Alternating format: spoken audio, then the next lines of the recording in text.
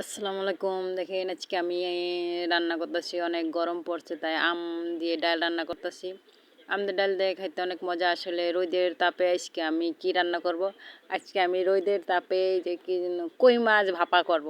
সবাই তো রোদের তাপে ডিম ভাজতেছে, আর আমি রোদের তাপে কই মাছ ভাপা করব। তাই আপনারা আমার সাথে থাকুন। দেখেন আমি চুলার উপরে ধুয়ে দেবো, আর আমার কই মাছ ভাবা হয়ে যাবে। আর যাই কই যে আমার কই মাছ ভাবা করব। আসলে আল্লাহ মাশাল্লাহ, আল্লাহ যারা যে রাখছে সে সেরকমই ভালো। কিছু ভালো আছে, কিছু খারাপ আছে। আল্লাহ এই গরমটা দিছে তাই মানুষ ডিম ভাজে ফেলাইতেছে। আজ এই ডিম ভাজা গরম দেয় আল্লাহ। আল্লাহ দিছে কয়েক আল্লাহ দ্বারা তোরাই আমার নিয়ে টিটকেরি করতেছ। আমি এই গরম দিতাছি তাই তোরা ডিম ভাজতাছ। আর ডিম ভাজা গরম দিছে আল্লাহ দেয় আমাদের, সীমা আমরা কি করব? মানুষ কি একটু ভয় পায় না আল্লাহরে দেখে?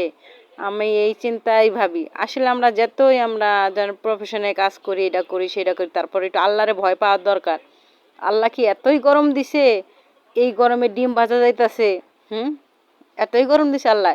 এই যে আমরা যে ডিম ভাজি ফেলাইতেছি গরমে, ছাদে নিয়ে তাওয়ার উপরে, আল্লাহ যে সত্যি সত্যি ডিম ভাজা গরম দেয়, সেই সময় এসব মানুষ কি করবে?